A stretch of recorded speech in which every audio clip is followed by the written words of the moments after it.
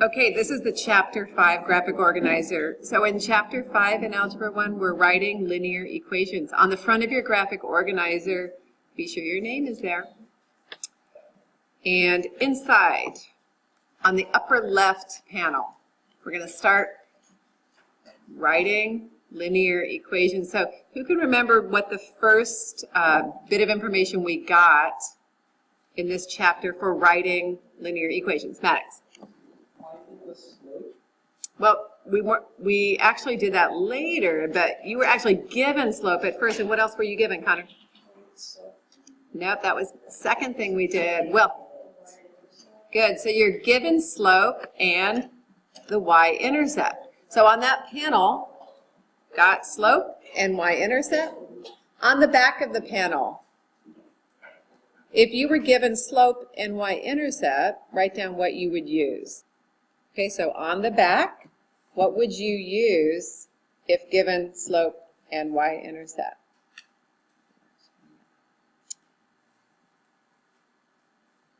And everyone? Slope y-intercept form. Good, so slope y-intercept form. On the next panel to your right, take this down and write the equation for the line given a slope of -2/11 and a y-intercept of 7.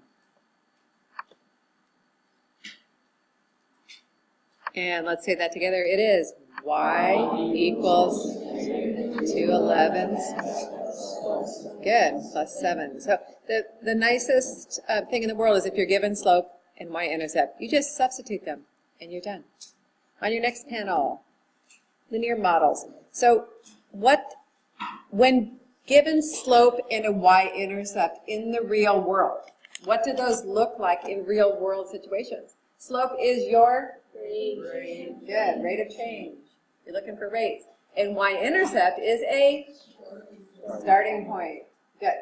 And so here is a very tiny real world example for you to include in your graphic organizer. Take down that example and write the equation for that situation. So a field trip is $60 for the whole group and then $3 per person. So which of these two is the slope? Everyone, it is $3 per person. So the per kind of gives it away. Two different units, dollars per person, right? And so your starting point must be 60. So let's say the equation, it is y equals 3x plus 60. And in the real world, sometimes we use real world variables. So what might you put instead of y? C? C, good, for cost. And instead of x, what does x represent? P, good, the number of people. So you might be using real world variables to remind you of what you're looking for or what you're substituting. Okay, so you might add that in there too.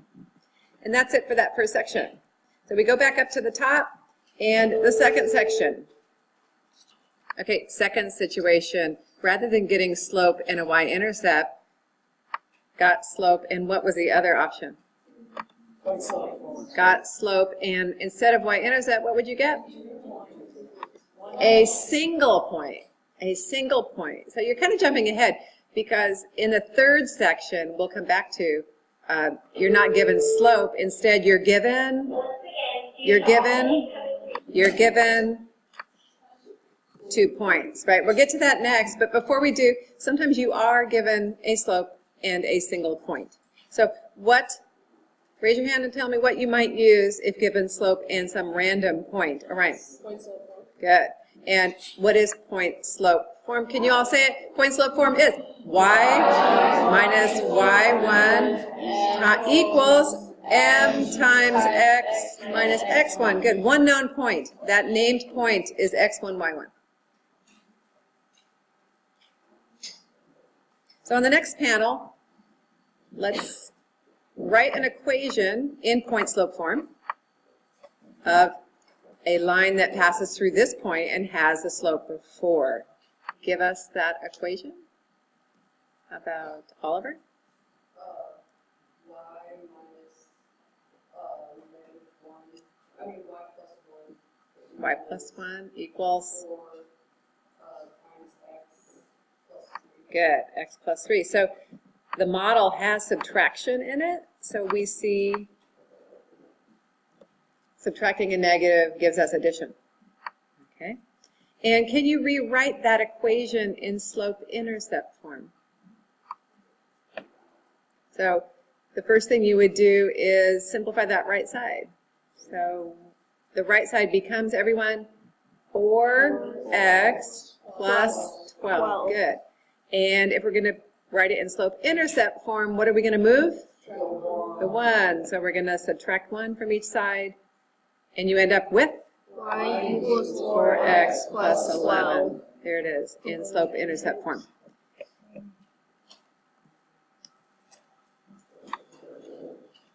In the real world, how might you be presented this particular strategy of point slope? I mean, what does it look like, Orion?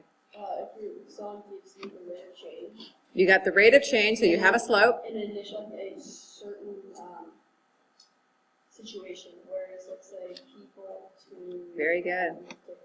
Good. So you're given a rate of change and some combination, but it's not the starting point, but some other combination that makes up an ordered pair. So you're looking for a point and a rate of change, and you could use your point slope form.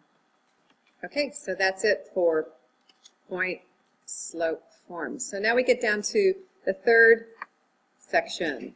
Got 2 points. So what's the first thing you're going to need if given 2 points? Nick? A slope. And so that's what we're going to do. On the next panel, we're going to describe how we find slope, right? And Nick, can you tell us how to find slope? You plug, you have 2 points, and you plug them into the slope equation. Good. And then once you find slope, we'll write that down in a second, but once you find slope, you have 2 points, right? So what are your options now? You could use point slope form, or you could use slope by intercept. A lot of people like to use that as well. Either form is fine when you're given a slope and 2 points.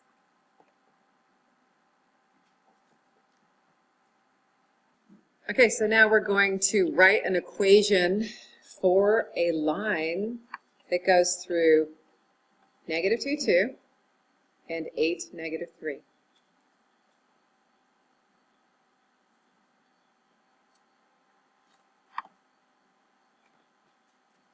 Okay, so the first thing we need is slope, like Nick said. So let's all remember the slope equation. Just 1 second, it's not writing. Okay, one more time. Slope equals, give me the equation. y2 minus y1 over x2 minus x1. So tell us how to substitute, Jamie.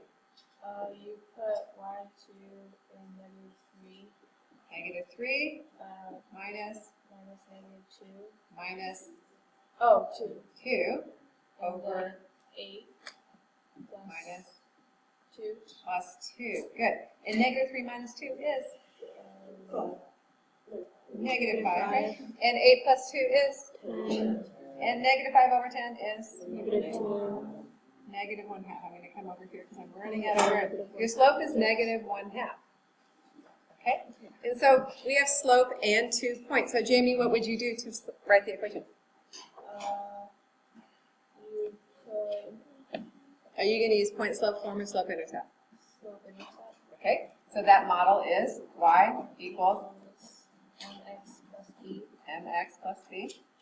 Then you substitute m with -1/2.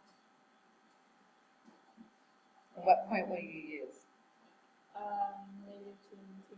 Okay, so she's using -2, 2. Substituting that point in, we end up with -1/2 times -2, which equals 1. 1 plus b equals 2. So b is 1. And so that's not your equation. Let's write the equation. Knowing slope and y-intercept, we can say y equals -1/2 x plus 1. Okay, did anybody use point slope form to write the equation? And so you would have the same results if you took it to slope-intercept, right? Definitely the same results. Okay. When it comes to our real world linear model, what are you given in real world problems where you're using this strategy in this section here? What is this section about? 2 points. So what are you given in the real world situation? You're given 2 points somehow. So it looks like a bunch of information. This reminds me of the problem we did where we were talking about racing. The cost for race car drivers or whatever, it was like a K1 speed place, and one person did 7 races and it cost them a certain amount, and another person did 5 races and it cost them a certain amount. So you're given 2 combinations, and neither of them are the starting point. And so you're using those combinations as 2 points to find the slope and then write the equation just like we just did. So I don't have a sample for you here. You could always add one if you wanted a sample. As you're doing your review, you might run across one and you could put it in. But keep in mind you're looking for 2 points.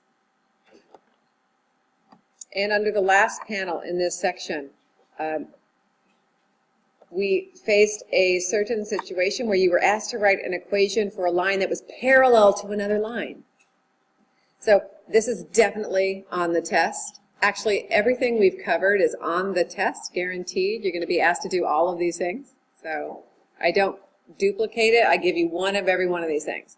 I'm going to ask you write an equation for a line that is parallel to another line, and it runs through some point, right? So if I gave you some equation like y equals 7x plus 9 or something like that, and I told you I want you to write an equation that's parallel to this one and runs through this point, what would you do? How would you do it, Lily? So you would take the slope from the first equation, And? then you would plug in 2 for y, and then you would plug in 1 for x. Good job. And so parallel lines have the same slope. So you're stealing the slope from the given equation. So you're going to say your slope is 7. And then you throw away this equation. It doesn't matter. All that matters is the point that was given and the slope. Okay? How is this slightly different for perpendicular lines? That's our other one. Given that same equation here, y equals 7x plus 9, if I'm finding the perpendicular line to this one, what do I have now instead of a slope of 7? You know? If you know it, say it. It is? Negative reciprocal. Good. Very good. Negative 1, 7. So it's opposite in the sign and it's a reciprocal both. Okay, so look for that question on the test too. And back to the top. So we wrote equations for lines given slope and y-intercept, for lines given slope and a point, and for lines just given 2 points. And so the final section was about what if you're not given points at all? What could you be given? Or what was that type of linear form that we rarely use but is handy in these cases, Carly? Nope, it's a linear equation form. Braden? Nope. All right. You're giving it to me. Okay, he's giving me the actual form. AX plus BY equals C, and that is called standard form. Standard form. Yeah, sorry. Okay, so on the back of that panel, got standard form. You're going to put the model that we just heard. AX plus BY equals C. And just to the right of that, on the next panel, can you find a missing coefficient? So one question that you might be asked is, find B in 2x plus by equals 16. 2 is a solution. So what will you do to find B? Lily. Okay, so how would you do that? If I add 2x, number one, if I add 2x to both sides, would that get rid of this 2x? So you would have to subtract, right? Before you even do that, Lily, though, before you even do it, how many unknowns do we have in this equation right here? We have 3, and I would rather only have 1. So what could I do?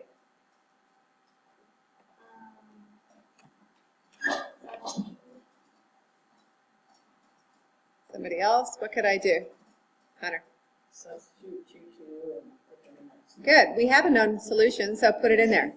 So when you got to speak up, Lily. 2 times 2 plus b times 2 equals 16. So 2 times 2 is? So 4 plus 2b equals 16. And so what we do next? Most people would move the 4 by doing what? Subtracting it. And you end up with 2b equals what? 12. And so what does b equal? 6. 6. Good. 2b equals 12, so b equals 6. So substitute and solve.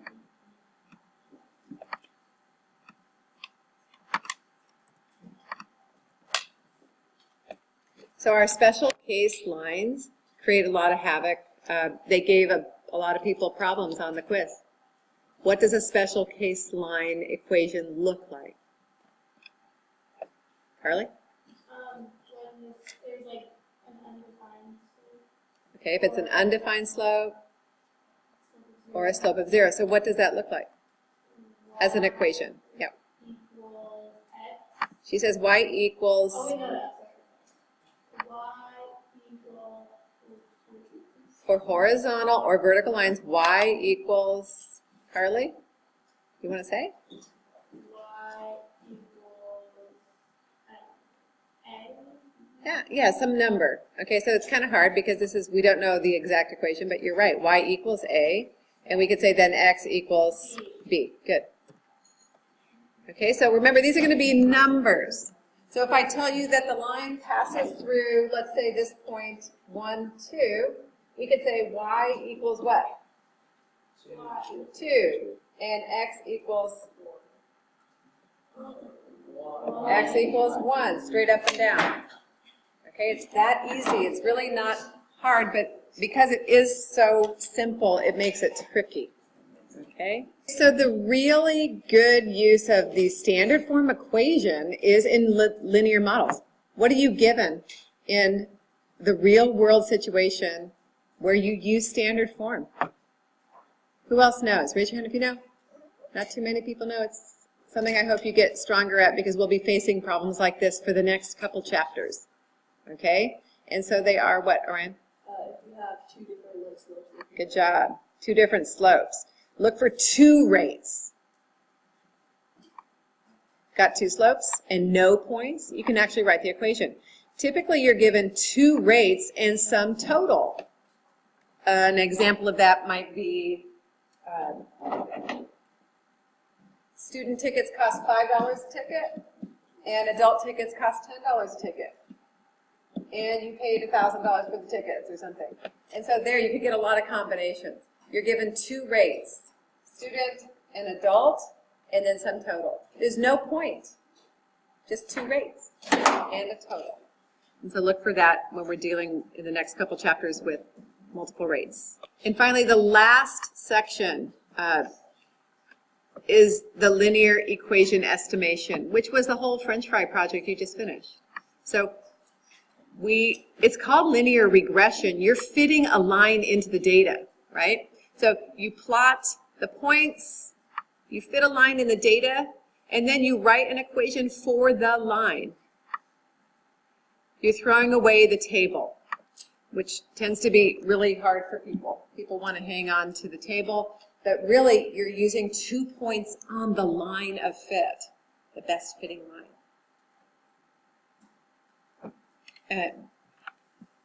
All that work you did the last couple days on that French fry project will pay off because there's a big question like that on the test. So you're ready. And you're now ready for the review, which is a typical review at the end of the chapter, all of the odds. 1 through 21, all of the odds.